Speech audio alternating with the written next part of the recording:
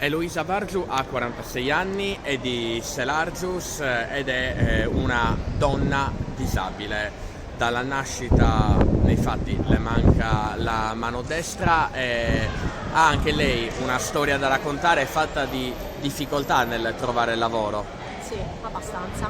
Io sono riuscita a lavorare per la provincia di Cagliari nel 2008 attraverso il progetto Lavorabile. Siamo stati assunti per l'inserimento dato e per l'aggiornamento del SIL Sardegna per 15 mesi circa.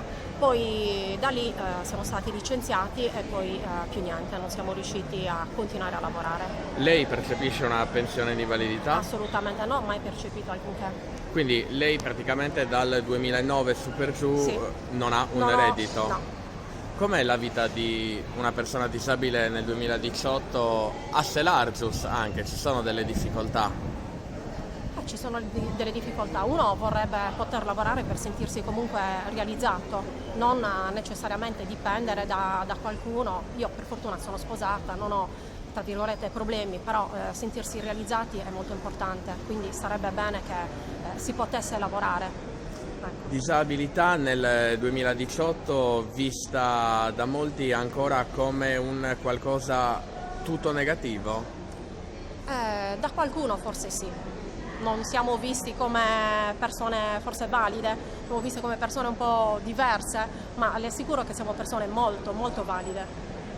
C'è stato qualche episodio nella sua vita, nella quotidianità, nei quali comunque lei si è trovata in difficoltà, diciamo anche magari in imbarazzo perché magari ha avuto a che fare con persone che appunto vedevano solamente il brutto? Sì, quello sì, capita, è normale, vieni vista come una persona appunto diversa, a cui manca qualcosa a livello fisico, vieni magari guardata diversamente, questo fa male, sono cose che ti rimangono, però poi effettivamente razionalizzando alla fine dici ma sì, io sono questa e comunque valgo per quello che sono, quindi alla fine te ne fai pure una ragione.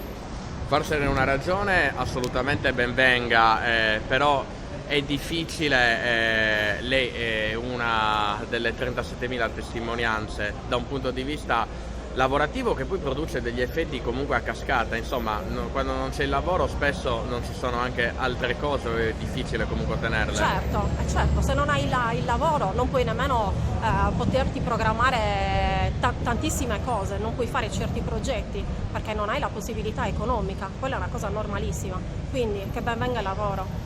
Qual è la più grossa ingiustizia che lei ha subito da cittadina disabile? Innanzitutto una grande ingiustizia, quella che stiamo assolutamente subendo in questo momento, il fatto che ci sono delle leggi a nostro favore e che non vengono applicate, l'assurdità proprio assoluta di chi dovrebbe applicare le leggi.